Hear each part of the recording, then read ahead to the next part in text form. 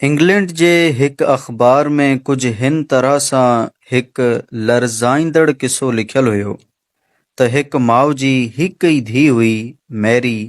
उन खां अलावा उन जी का बि औलाद न हुई।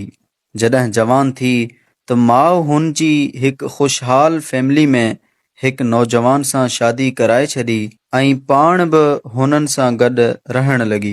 हिननि खे हिकु सुहिणी न्याणी ॼाई जंहिंजो नालो एलिज़ाबेथ रखियो वियो। नानी खे ॼण त हिकु रांदीको मिली वियो ऐं एलिज़ाबेथ बि पंहिंजी नानी सां काफ़ी हिरी वई। वक़्तु गुज़रंदो रहियो, एलिज़ाबेथ वॾी थींदी वई ऐं संदसि नानी पोढ़ाइप ॾांहुं वञण लॻी। हाणे नंढड़ी एलिज़ाबेथ एतिरी थी वई हुई जो पंहिंजा कपिड़ा पाण चेंज करे वठंदी हुई ऐं मेरी सोचियो त माउ पोढ़ी थी वई आहे ऐं महिमान वग़ैरह अचनि था त उन्हनि में ठहंदी नाहे।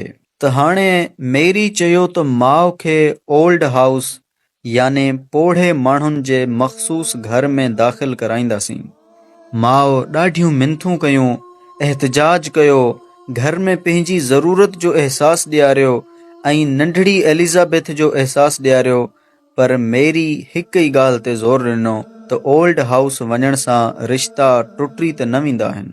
नंढड़ी एलिज़ाबेथ बि नानी सां काफ़ी हिरी वई हुई। हुन बि नानी खे घर रखण जो चयो, पर हुन जी ॻाल्हि बि कंहिं न ॿुधी। आख़िरकार मेरी ही चवंदे माउ खे राज़ी कयो त असां अव्हां खे छंछरु आचर ते घर वठी ईंदासीं। त हीअं मेरी पंहिंजी माउ खे ओल्ड हाउस में दाख़िल कराए छॾियो। कुझु अरसो त मिलण जो सिलसिलो हलंदो रहियो, पर आहिस्ते आहिस्ते उन पोढ़ी माउ जो मुक़दर इंतज़ार में बदिलजी वियो। वॾा वॾा ख़त लिखंदी ऐं मेरी खे मुहबत जूं ॻाल्हियूं यादि ॾियारींदी ऐं नंढड़ी एलिज़ाबेथ जे लाइ बि प्यार ऐं मुहबत जूं ॻाल्हियूं लिखंदी हुई, पर हाणे ख़त जो जवाब बि अचणु बंदि थी वियो।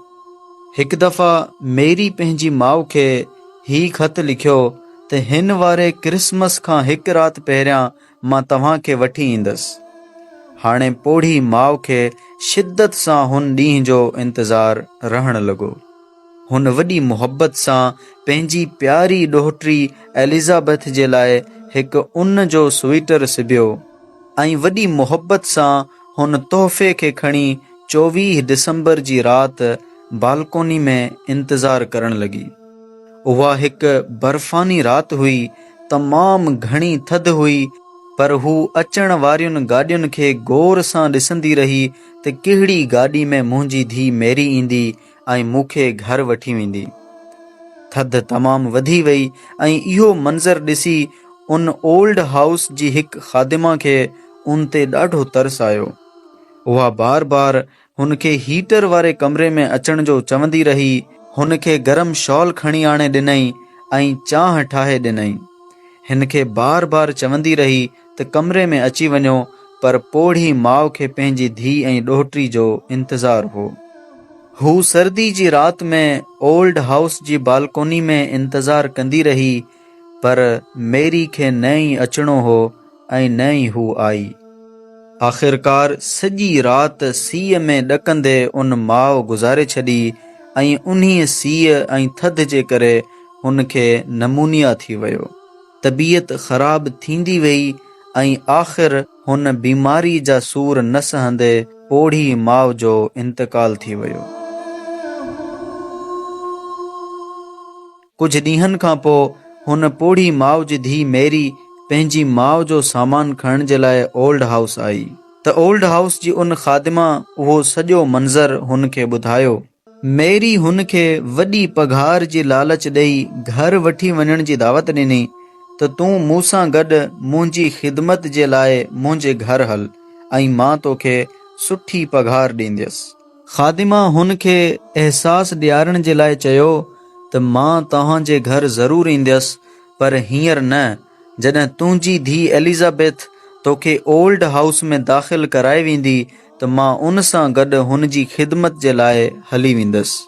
हिकु सबक़ु आहे हिन वाक़िए में, पंहिंजे पोढ़े माउ पीउ जो ख़्यालु रखो, हुननि जी ख़िदमत खे सआदत सम्झो।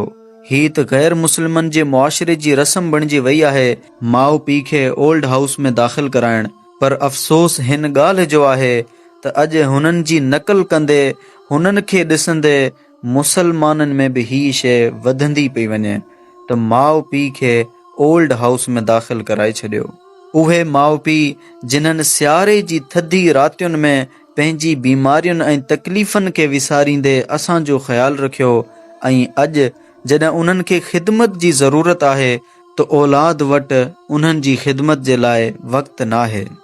अल्लाह पाक जे आख़िरी नबी सल्लल्लाहु तआला अलैहि वसल्लम वालिदैन खे औलाद जे लाइ जन्नत ऐं जहन्नम क़रार ॾिनो त जेकॾहिं हू उन्हनि जी ख़िदमत करे त उन जे लाइ जन्नत आहे, ऐं जेकॾहिं हुननि जी नाफ़रमानी करे त उन जे लाइ दोज़ख आहे।